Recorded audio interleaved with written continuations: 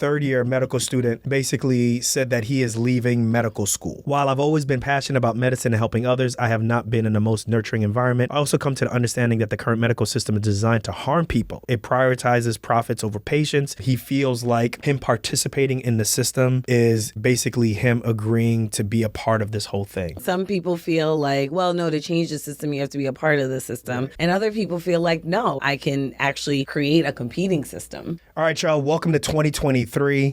This is Docs Outside the Box. I am your host, Dr. Nii, and I'm joined by... Dr. Renée. Yeah. Is that a new song? Yeah. New rhythm? New rhythm. New year, new rhythm? New year, new rhythm. New year, new Renee? New year, new Renee. New year, new Okay, me? You know what? New it's year, all new Docs Outside the Box? It's all new. Docs Outside the Box. New year, same old Renee temper. Hey. Low key, y'all don't know. Renee got a temper, y'all. Don't let her fool you. I do not have a temper. Don't let her fool you. Don't let them fool you, y'all. Don't let them fool ya. But anyway, guys, welcome. We're excited to be talking to y'all. It's been a minute since we recorded a fresh new episode. I was sick. Literally like a couple of days after the New Year's for the Haitian Independence Day. I must have caught something from your house. I don't know. Get out of here. The Haitian Haitians flu. ain't give you nothing. The Haitian, whatever it was. It wasn't COVID, You but I got was the Haitian out. flu. I was out for a minute, and afterwards I couldn't talk. I had a sore throat, and then afterwards, even more so, I start to get this cough, and you may hear me coughing on this show, but I get this cough that is really hard to control, and it literally makes for a really horrible editing experience. Probably Christian and Alfred are like, yeah, we know. A really hard editing experience or even a listening experience for the users or for the listeners. But I'm excited to be back, and we're busy. We're working. Busy. I hope everybody is safe. But let's just get right into it. Like we are busy. Yesterday I was in Long Island. I can't if it's Southern Long Island. Either way, I was in Patchogue at Long Island County Hospital. Yeah, I don't know if that's Suffolk or Nassau. Maybe it's Nassau. Either way, it's far out Long Island, and I had to go there for an ATLS student refresher course. So basically, what that means is my membership or my what do you call that? Membership or certification. Yeah, my certification lapsed, and if it happens within 6 months, you can take a student refresher course, which is basically a half-day course from 6 to 9, and you go there. They give you a quick refresher on any changes that happen in ATLS. You take a test, you do a physical. Play out enactment, and then you be out. But since I'm in Jersey, driving out there during rush hour is no joke. Forget it, man. Yo, I typed into Waze the address. And you know how sometimes Waze will take a long time thinking and stuff? And sometimes the longer... You sure you want to do this? The longer it takes, you're like, oh, shit, this is going to be a problem. And it literally said, like, a little bit under 3 hours. I know. You wanted at first to leave like an hour and a half before, and I was like, you're not going to make it. Like, you must not know New York City traffic anymore. And just so people know, like, the difference in mileage from where we live to where this place is like 70 miles. That's it. That's it. 3 hours. Like, this is crazy. Yeah. And that doesn't include, like, so I took the Tesla because that's the business car, and this is a business expense, y'all. And locums. It was 50% charge, and you put in the navigation into the computer of the car, and it says, yo, you need to stop first. Yeah. Like, what do you mean I need to stop first? And there's just all of these different things that you have to think about before you take this trip when you get in an EV. I still love it, but... EV is electronic vehicle. You know, I was just like, damn.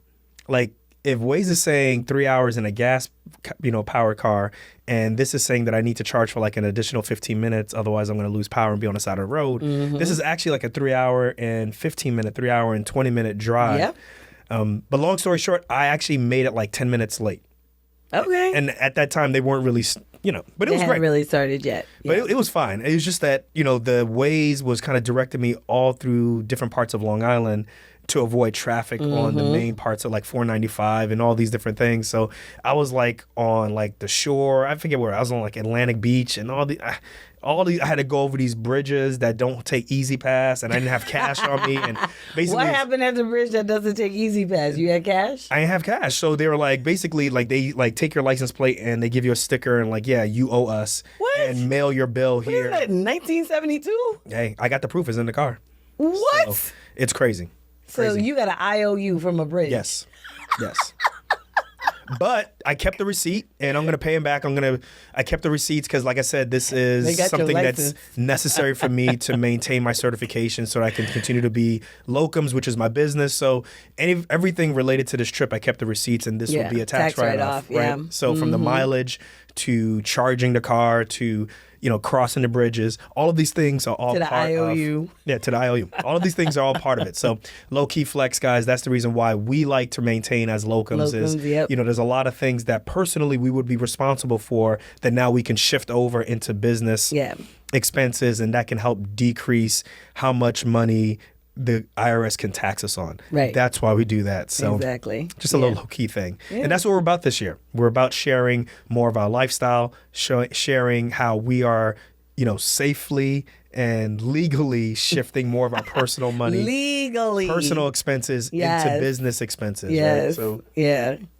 Absolutely. but for this show, it's really going to be mainly about talking about a medical student who put on Medium a couple of days ago that he is leaving medicine. He has dropped out of medical school for his reasons. But before we jump into that, let's read a textful from Jamar. Remember, that is the best way to get in contact with us. And what you do is you text us at 833-230-2860. And Jamar has been texting us for pretty much close to a year, but he's been listening for 4 years now. And he texted us on the episode where we went over our YouTube shorts, specifically about Dave Chappelle, versus Chris Rock. Oh, did he? Is that what he wrote about? So he wrote, "Hey, it's Jamar again. Happy New Year to you both." Hey, it's Jamar again. Like it's bro man. Jamar, you're our version of bro man. Bro man, Jamar's from the 5th floor. Congratulations on making the roster as official co-host, Dr. Renee. Thank you, Jamar. Listening to the rundown of your top 5 and landed on Dave Chappelle versus Chris Rock. So he says, I've seen both live. Okay. Chris Rock most recently in 2022. I definitely am a bigger Dave fan than Chris, but I will say Chris is more comedy, quote unquote, than Dave is in the last few years. Like y'all said, he definitely makes great points, but I do agree with some parts of your arguments. If you ever watched Dave from back before he left and shortly after he got back, you might feel better about that version. Hilarious. When I saw him live before 2018, he wasn't so much attempting to make points with his comedy versus making people laugh. Real quick, he got exactly what we're saying. It just seems like he's trying to pontificate more so than trying to make us laugh. Right? Okay. Chris was kind of dry only because you knew what to expect from his content. Dave feels more versatile to me and can dip in many different forms, like you said. Eddie could. Delirious. But Chris was definitely funny. The comedy was more out front with him. Now that we discussed that, I urge you, if you have not already, watch Bill Burr's material ASAP. That man is hilarious. I really started listening to his material about 6 years ago after his time on Breaking Bad, and it was the best thing. I didn't know Bill Burr was on Breaking Bad. He was? I'm looking it up right now. Bill Burr was on Breaking Bad? Yeah, he has specials on Netflix. Didn't he do a monologue on Saturday Night Live? Yes. I think I saw that monologue, yeah. Start with his earlier specials, but if you already know, then I can't imagine he didn't make y'all bust out laughing. Oh, he was on Breaking Bad. Yeah, he was one of the henchmen. Yes. Oh, gosh, yeah, he was. Wow. Excited to see where... Well, he said, that's all. I have some questions coming up soon, but thought I'd pitch Bill Burr if y'all didn't already know about him. Excited to see where Renee takes the show. The other guy is cool too, but everyone knew what was going to happen when she blessed the mic. Booyah! Have Everybody, a great one, y'all. Both of y'all are great. Yeah. Well, listen. Yeah, Jamar. Yo, we need to get Jamar on the show. Jamar, that's not going to happen with her taking over the show. But, Jamar, I just want to say thank you very much for writing in. We really appreciate you taking the time to write us really good text. This is dope. We will check out Bill Burr. When I saw him on Saturday Night Live, that was the first time I really kind of just listened to his stand-up. Yeah. And I just find it, I feel like him and Chris Rock and Dave Chappelle, they're kind of in the same what's the word I want to use? They're in the same kind of level. Well, I don't know level, but they're in the same class, so to speak. Okay. Like they all kind of do the same type of observational type of comedy, and I really like it. So Jamar, we're gonna check it out. But listen, what we want to know from you is, Jamar, what part of training, if you still are in training, are you in? Are you in attending? Where you at? What specialty are you trying to go after, or what specialty are you in? We're really interested to know that. And once again, we really appreciate you guys writing in. This was dope, and this is the way in which we like to interact with folks. So listen, don't just text us you like something or don't like something, but give us a reason why. Yeah, like Jamar did. Yeah, Jamar Everybody do like Jamar, okay? You did a good job. Teacher's pet. You did a good job. If you ever want to come on the show, pet. if you ever want to come on the show, and we'll kind of hash these things out. I have not seen any of them live. I just have seen Dave Chappelle's Netflix Comedy specials, and then obviously I've seen Chris Rock's specials since the late 1990s, and that's how I form my opinion. But if we get an opportunity, maybe we can see Chris Rock live, and maybe if we get lucky, because I hear that Dave Chappelle's tickets are really expensive. So you don't want to pay for that? We got to figure out. Locums can't pay for that. We got to talk to our CPA and see if we can figure out to make that a business expense or something like that. But that is not going to well, it could happen with Docs Outside the Box. That could be a Docs Outside the Box business expense. Yeah, we got to talk to. We got to talk to Eric. Talk to CPA and see if they can figure it out, man. Oh, the other thing that we didn't do, or that I didn't talk about, is I made a big estimated tax payment yesterday. Really? Also, I was not happy about that. You didn't have enough tax It was multiples of K's. Just to leave it to you like that. Multiple stacks on stacks on stacks. Stacks on stacks.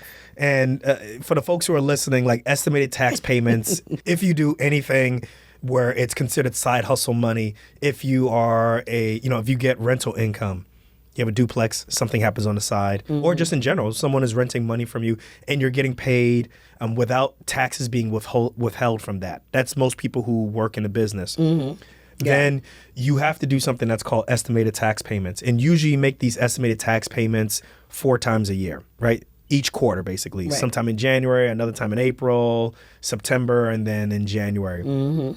And the reason why we do that is because in the United States, we have this system called a pay-as-you-go system, right? So basically, the government or IRS doesn't want to get their payments in a large lump sum. Right. We know why, right? They want to be able to make sure that they have funds throughout the entire year. So they want you to pay a certain amount based off of how much income you're bringing in.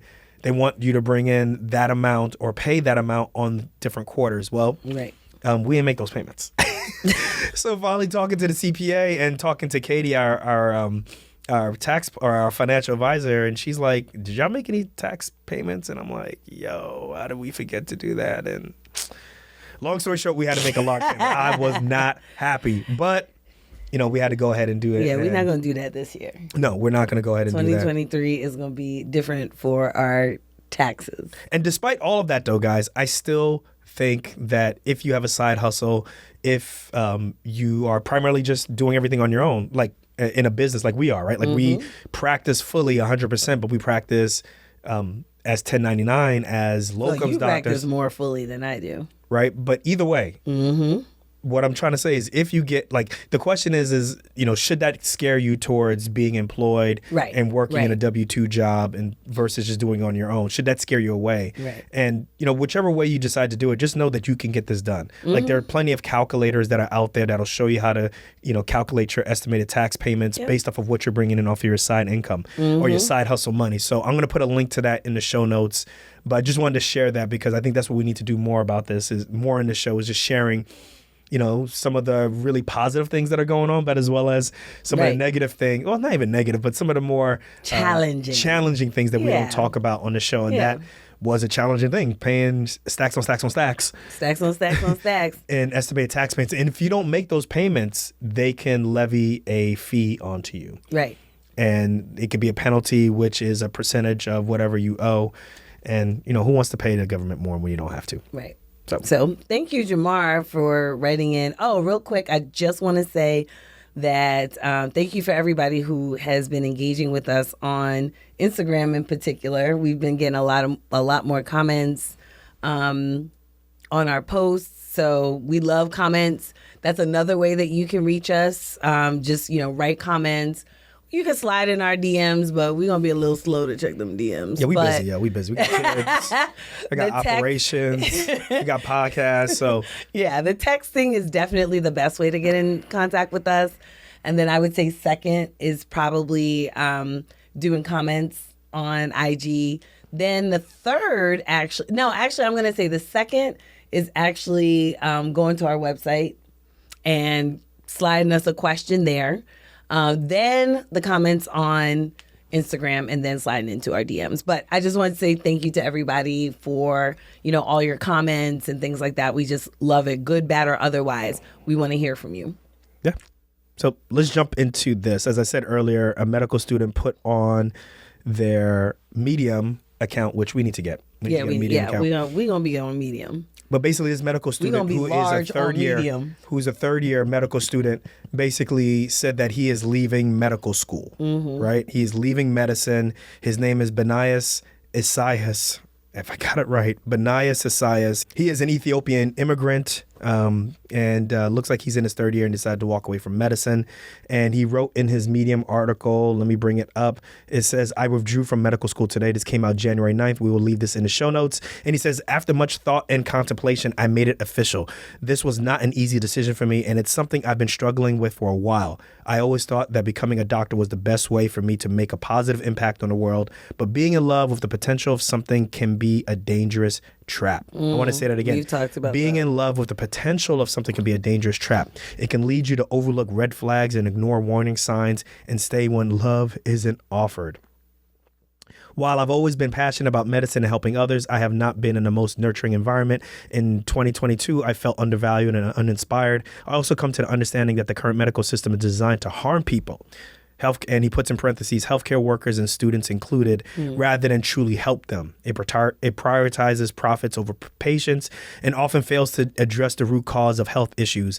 And as the pandemic raged, they wanted us to submit to a system that continues to wage violence against Black bodies. And they retaliate when you speak up. I'm not going to read so much more, but basically he gets to the bottom, but he says, if you're struggling with a similar decision, here are a few tips that help me. He says it's important to take time to really think about what you want out of life, what makes you happy and fulfilled, ? What are your values and goals? Another set of tips that he says is mental health is a big issue in medical school. If you're considering suicide, please get the fuck out and save yourself. This profession isn't worth your life. You matter and you'll still make a difference in other ways. So there's a lot of things that he talks about. I'm not going to read the whole thing for you, but I want you guys to check it out on the show notes. But one of the things that I grabbed from that is medicine doesn't teach us to heal. That's one of the things that he basically in essence is saying. And he feels like even though he wants to work in marginalized communities, even though he wants to work on social justice type issues, him participating in the system is basically him agreeing to be a part of this whole thing. Whether or not you listening right now agree with this or not, this is what he thinks. Yeah, because some people feel like, well, no, to change the system, you have to be a part of the system. Right.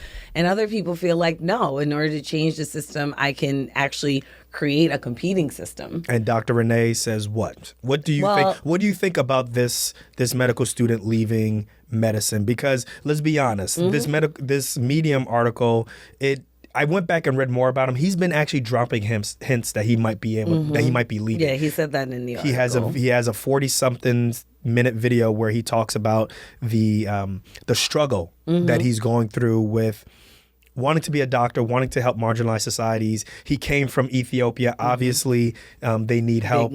So he's always wanted to be able to help folks in this fashion as a physician. Right. But I think he's starting to realize certain things, and these are the tidbits that he got from it, and this is the direction that he decided to move. To you, what does Dr. Renée say? Well, I mean, I think at any point that someone feels that what they're doing doesn't align with their own personal values, then yeah, they might need to make that tough decision. Looks like that's what he did. I think kudos to him. Especially as someone who helps students get into medical school, I really, really think it's very important for people, again, like he said, not to fall in love with the potential of something, but to actually fall in love with the thing that you're actually doing. And that means that it has to align not just with your goal, but actually with your values. Man, that's really hard, though, if you've never experienced Well, it before, like particularly if you come from families where you are not exposed to being a doctor or whatever type of healthcare professional you're aspiring to be. The potential is intoxicating. Yeah, the potential is intoxicating. But, I can tell you as someone who contemplated leaving residency, right, that at that point, in my life, I felt like this is not working out for me. This is not what I envisioned it to be. I was not at all, under any sort of, threat to be dismissed or anything like that. I literally just voluntarily was like, yo, I'm out, And part of the reason was because I felt very undervalued. I felt like not just me as a resident being undervalued, but I looked around and my colleagues were being undervalued as well, right? Like 3 of the people, including myself, in my first year class of 6 quit. Okay. And they went to other residencies. I ended up staying, but they left. They left the profession they left the specialty altogether, and went into different specialties, but they quit that program. So it, for me, it was like, no, I'm not making this up in my head. This is going on. And I think that's what he's saying. And other people are probably looking at him like, are you crazy? Why would you ever leave? This is not right. You took a spot, right?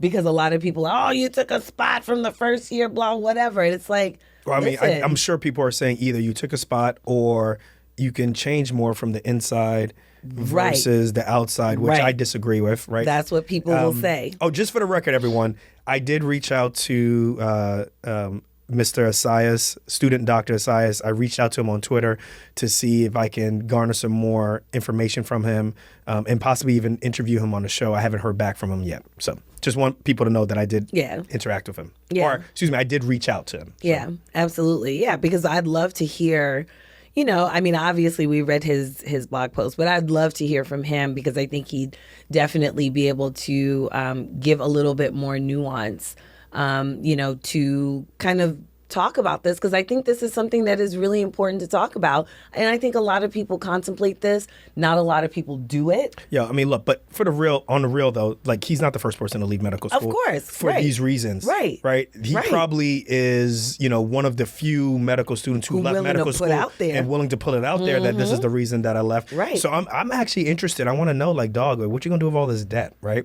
Like, I have so many different questions that I want to ask him. Like, so now that you have all this debt, because one of the things that he said he was going to do is, he said, I plan on focusing my time on the Black Mental Health Alliance of Nashville and Actionable Steps, LLC. These organizations work to promote holistic healing, mental health, and public health initiatives in Black and marginalized communities and provide business support for those who are working to create their own business, to divest from extractive economies, respectively. I get all that, and I think that that's great. You know me, you know how I look at all of this stuff. Like, you're either going to play the game or you're not going to play the game. Either way, whichever game that you decide to play, there's going to be a cost to it. If you decide not to play the game, then there's only so much change that you can have. If you play the game, you might be able to have some change, but you're going to get a lot of criticism. There's the standpoint or the possibility of losing a significant amount of income, right? Losing maybe even a support group, a social group, losing mentors, mentees, and so forth. Like, this is dangerous, right? Like, the system is so big, can one person actually topple it and take it down? So I think as a result, a lot of people, such as this student doctor, probably just say, you know what?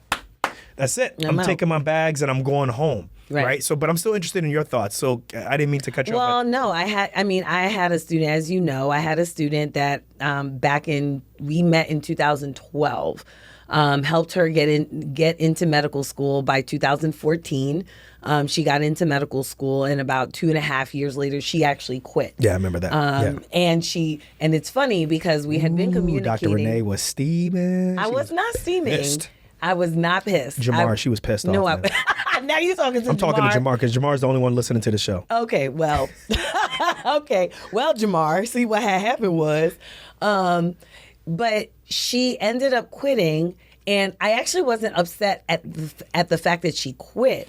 What I was upset about was the fact that she quit and she didn't really have discussions as to what that was going to look like for her in her future, right? Because I felt like, And when I say upset, I don't mean like mad at her. I wasn't mad at her, like upset for her. That, now she had basically so much debt. She was 2.5 years in. She had so much debt. And essentially, when you have that much debt and you go out into the world and you don't have a degree, you need a plan. Like, you absolutely need a plan. She ended up staying out for about 3 years, and we reconnected kind of haphazardly, actually. What did she do for 3 years? She worked in different, just kind of different jobs. Was she making payments to her I don't know. I don't know the answer to that. Because I guess I don't know the answer to that. Obviously. Because that payment is a lot. Money isn't everything, but it can impact it's you. A big deal when you Yeah. are out of grace period and you get that coupon book, and it's like, my job can't pay this. So this is not sustainable. But I'm not saying that should be the only determining factor if you make a decision like this, but I'm gonna tell you right now, like, you need a plan. It scares some people when they are thinking, okay, like, medicine is not for me anymore, but also, is it too far did I go too far to go back? Right. Right. The fallacy of sunken costs. Exactly. My man is telling you already that he wasn't going to be happy going through this path, right? Correct. So there's something that he says here. It says the MD isn't the prize. He should have put MD/DO. Hey, let me talk to you. If he comes on the show, I'm going to tell him that. Well, for him, it was the MD. This is his blog. The MD isn't the prize. Liberation and improving the material conditions of our people is the prize. We are the prize. The MD is just a tool. I actually wholeheartedly agree with that. I agree with that as well. I will tell you, let me just quickly finish about my student. We reconnected. She actually ended up wanting to go back to medicine. She went back into medicine, graduated successfully, and now she is a first-year resident in a family medicine residency. I agree with this. The MD isn't the prize; it is a tool. /DO isn't the prize. It is the tool. It is the thing that you are going to use to potentially change the system. Here's the other thing that I will say. I'm going to play a little bit of devil's advocate with this blog post. And that is that just because you have an MD or DO doesn't mean that you have to practice. Okay? Mm-hmm. We know plenty of people who actually they finish the MD and they don't necessarily practice. And when I say practice, I mean practice within the system that exists. You can create your own niche of practice. You can go out and do some of the things that you want to do outside of the medical system, the traditional medical system, that one is still lucrative, right? So let's just get money off the table. One is still lucrative. And two, to have the community impacts that you want to have. That is very possible. So I'm going to play a little bit of devil's advocate here to say that just because you're looking at the U.S. healthcare system and you see that it devalues people, it potentially brings harm to people, it doesn't necessarily mean that you cannot use the system, in this case, the educational portion of the system, to be able to compete with that same system. So that's the only thing that I will say, that if I had talked with him, I would ask him to think about that. So you complete this MD, you could complete a residency program if you want to or not, but what else could you possibly do with the innovation in your mind to be able to use that credential, the tool, to be able to change things, to be able to, level the playing field in some places. And I think in some respects, that's what we're doing, right? Like, a lot of people say, well, how long are you going to keep this locums thing up? How long are you going to, be podcasting? How long? Like, you don't understand. Like, that is us saying that this whole healthcare complex or whatever you want to look at it, like, that's us saying, yeah, we're done. Like, we're done with that. We're not participating in this anymore. I don't want to be academic. And it's not that we don't want to be academic because we don't want to put out papers. I don't want to put out papers. But you could be academic. Papers. I don't like papers. You can be academic and still work with residents and so forth. Absolutely. But the way in which, I think the traditional way in working in medicine, for me, I could see from the get-go, I was like, yeah, that's not going to work for me. Like, I'm very independent. In my thoughts. There's certain things in medicine that I really don't like, and I don't like it to the point where it's like, yeah, this is not going to work for me. And the whole hierarchy system didn't work for me. The way in which, to many respects, whichever hospital you go and work at, whether you're at an academic institution or maybe something that you call a community system, one thing over another thing might be prioritized. If you're at an academic system, then putting out papers and, just doing things that are really academically, just things that are not really patient focused, in my opinion, are prioritized. Whereas if you're at a community-based hospital, a lot of that could be financial, priorities and so forth. So, for me, it's just like, well, locums allows me to literally focus on the patient, deplug from both systems. I don't have to participate in any of the systems. And I just I feel like I'm above the fray, so to speak. Now, nothing is perfect, but there are risks to this.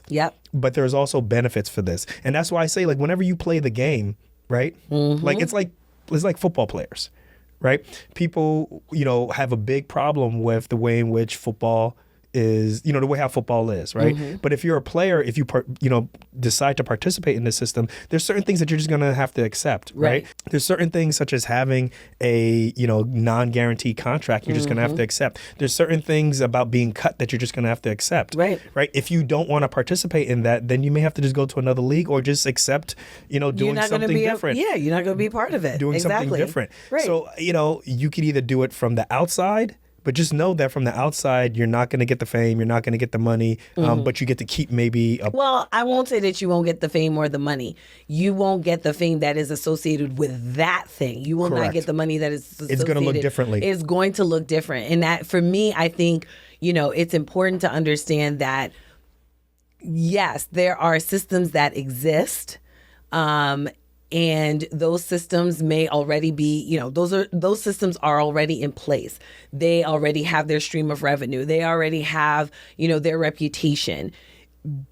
That being said, that doesn't mean that you can't create your own thing to have its own lane, its own revenue stream, its own reputation. And maybe that competes with that system that you're not too keen on. So if student Dr. Esayeas came up to you and said, hey, Dr. Darko, I'm considering, this. What are your thoughts? You would challenge him to keep going? Oh, yeah, absolutely. But you know me, I'm a big devil's advocate. Like, what if? Like, you have to think of all the worst case scenarios, and then let's talk about the best case scenarios. And then let's figure out, well, how about this? What if it's been consistent? Like, he's over a span of like a year or two, he's been saying, hey, I feel like medicine is A. I feel like my experience in med school is B. I feel like being a part of the hospital complex, quote unquote, is C. Well, so let us be clear. I would not be the one to tell him what decision to make. That's not my decision to make. My only role, if he were to ask me, is you should consider this, you should consider that. Now, if this is greater than that, you have your decision. Right? You have your decision. It's not my story to tell, and it's not my decision to make. It is in that role. It is not for me to convince it. Oh, well, but you should stay in medicine because whatever. Because I went through medicine, you should stay in medicine. Hell no, you shouldn't stay in medicine because I just think it's a good idea because I did it. You should decide what is best for you. And that's what I would just challenge him with different things, But it's one thing that is hard, and I think what he did is very difficult to do. So I got to give him props for that also. Yeah, absolutely. But when you don't see many examples of people who are outside of the system and they're thriving, it makes it really hard to say, hey, let me get this MD or DO. And then let me go through residency possibly, and then let me try to affect change from kind of in the inside, but kind of on the periphery, because that's where we are. We're in the system, but we're on the periphery, and we're trying to change it by giving people financial advice and financial literacy, and kind of letting them know that we are. I think for you and me, what we're trying to do is we're trying to educate people in ways that the medical complex is not, right? The education system, the training system, just the healthcare system in general is not. Like, that is a deficit. And when you see a gap somewhere, you can fill that gap. Now, you can fill the gap from the inside, or you could fill the gap from the outside. We're trying to do it from the outside. Hold on. And I'm going to say really quickly, if you want to fill it from the inside, so even though I play devil's advocate, I also will play devil's advocate within a devil's advocate. So yes. With devil's advocate squared? That's right, advocate squared. So you could stay within, this medical system and say, okay, well, we're just going to change it from the inside. But you also know how I feel about changing things from the inside. When you change things from the inside, you have to do what the inside tells you to do. Yeah. You cannot use the inside as your own platform, right? That's like who got fired from the TV network the other day, right? And you remember, what's her name? Tiffany Cross. Oh, yeah. Got fired, right? From MSNBC, right? The other day. Now, I've hardly ever watched Tiffany Cross except for, little tidbits of things or whatever. But, I knew it was coming. I just knew it was coming. Get to your point. What were you saying? Based on the things that she was saying and things like that. Part of the reason I felt like it was coming was because she has a message, right? She has a message. I actually like her message, but she has a message. But our message, right? Our own personal messages don't always align with the platform, with someone else's platform. And when you are hired to be on someone else's platform, if you give a message one day that person is like, nah, you can't do that here, so then you're going to get done. So for all the academicians or academicians, for all the academics who are listening, basically what we're saying is, just because you're at an academic institution and there's something socially that you may want to do or medically you may want to do for the community, your institution may not want to do that. Exactly. We just said there was just another doc. Your institution may not want to do that, and you have to be okay with that. Right. And but if you create your own thing, it's yours. You have the runway to do whatever you want to do with it. Now, you may not have the fundings and like you would if you were within the system, right? But that's the give and take. But that's the give and take, right? And what I find a lot of times is, I've seen some of the responses publicly. I think the majority of the responses publicly have been supportive of this young gentleman. Mm-hmm. But I've also seen some of the responses from people in academia who are just like, they're kind of disappointed. Mm-hmm. And I'm just like, well, how much change are you making at your institution? Listen, right? I'm not disappointed for this young man at all. Let me finish my point. It's like, I think a lot of people go into medicine wanting to change the system, and then they end up buckling to the system, buckling or settling, whichever way you want to say it. But I understand that you're doing studies and all these different things, but oftentimes too, it's like, okay, we got to do studies, but we also got to see results. Right. And I feel like sometimes you get caught in this holding pattern. Right. You're studying. What did the numbers show? What did the numbers show? Over and over and over again, but is it really changing anything? And that part for me is the frustrating part. So, yeah, what are the numbers showing? And understanding that just because the numbers show X, Y, and Z doesn't necessarily mean that anything is changing from that, right? I do like papers, but I also realize that, there's a lot of research out there that doesn't change anything, especially social research. Well, the research is necessary, right? Because that's how everybody says, well, do you have the data for this? But also at the same time, what's frustrating is that there's no action on certain things. Right. So we're going to talk in another episode about a health affairs article that talks about what we talked about, the financial implications of, high student loan debt and what it does to different socioeconomic groups. We'll talk about that in another episode. But, this, if I got a chance to talk to this guy, I would definitely give the same type of advice. This is, presented as a choice. But I think this is a symptom, y'all. This is a symptom of the issue that's going on. Like Dr. Jude, who is overseas, he did a video, 14-minute YouTube video talking about the same thing. But he took it from the standpoint of why so many nurses, why so many medical professionals, particularly doctors, are leaving medicine. And when you mention that there's a gap to fill, that is a great opportunity. Right. A lot of times people will say, well, why is it that there's so many doctors going on social media to talk about X, Y, and Z, right? Yeah. Like, the football player Hamlin, who, like, shout out to him. Like, he has been discharged from the hospital. Thankfully. Looks like he had blunt cardiac injury, stunned his heart. God. He went into cardiac arrest, but he's home now. He's doing okay. Yeah. That's really great. But there are a lot of people who are criticizing the doctors who are going on social media to kind of explain what is going on. Obviously, there is a gap. out there. So social media, the general public, they don't understand how this stuff works. Right. So these doctors are going out there, yes, they're influencers and so forth, but they're going out there and they're explaining things in To a the way and public. fashion in which Right. the public wants. Stop hating. This is it. This is the way how they decide that they want to change medicine. Right. And I think that the complex has an opportunity or has the ability to, I want to say, like, depersonalize you. Yeah.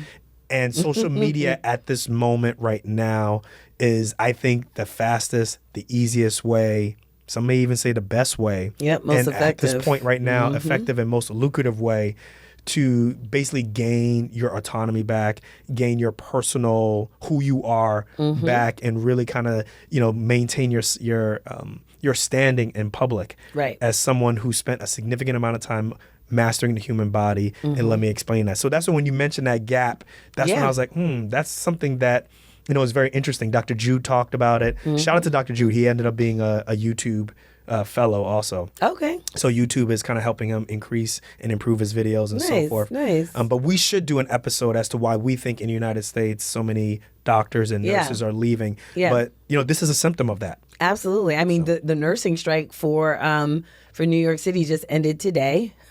So again, just proof positive that, look, you can do as many studies and all these papers or whatever. It's like, listen, there are still problems to be solved. And, unfortunately, that means that some people are going to actually leave the profession. This doctor or this student doctor, former student doctor, Benaias, I hope I'm not butchering his name, but he left medicine, but he talked about COVID. Lots of doctors left after COVID. I actually have a friend who personally decided that she was done with medicine after COVID, after the things that she saw in the ER. So she's not practicing anymore. So I think it's just really important to understand that people have their reasons. I don't think it's for anybody to criticize what somebody's reasons are. I think as physicians ourselves, as mentors, we can certainly help people to kind of navigate their decisions so that, one, they are prepared for what is to come, and two, to make sure that, listen, you've considered all of your options. But it is not for us to criticize, and I don't think that anybody who's out there... Well, we can criticize. It's just that, does someone need to pay attention? Everybody has a right to either criticize or support. That's right? fine. That's fine. Okay, fine.